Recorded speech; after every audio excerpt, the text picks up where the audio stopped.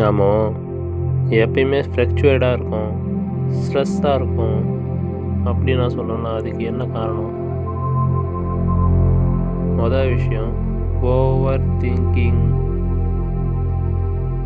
Over thinking பண்ணுறாலும் உங்ககிட்ட ஒன்றுமே கிடையாது. எதனால் நீங்கள் ஓவர் திங்க் பண்ணுறீங்க? உங்களுக்கும் ஒரு பிளான் இருக்குது, உங்களுக்கும் ஒரு வழி இருக்குது, உங்களுக்கும் ஒரு பாதை இருக்குது. அந்த பாதையிலே நீங்கள் போக போகிறீங்க. உங்களுக்கான பிளானை போகிறதுக்கான வழி உரை தந்தவர் கடவுள். அவர் மேலே பாரத்தை போட்டு நீங்கள் போக போகிறீங்க. அப்புறம் நீங்கள் ஓவர் திங்க் பண்ணுறீங்க. ஒன்றே ஒன்று தான் தெரிஞ்சிருக்கணும், அக்செப்ட். நீங்கள் அக்செப்ட் பண்ண ஆரம்பிச்சிட்டிங்கனாலே உங்கள் லைஃப் ஈஸியாக ஸ்மூத்தாக ஸ்ட்ரெஸ் இல்லாமல் போகும். புத்தர் அதான் சொல்ல வர நமக்கு, அக்செப்ட் த பெயின்.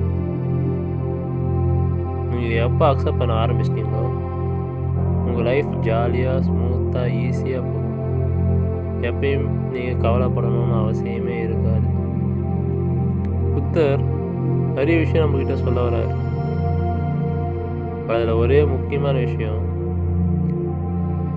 நமக்குள்ள நாம் உணர்றது.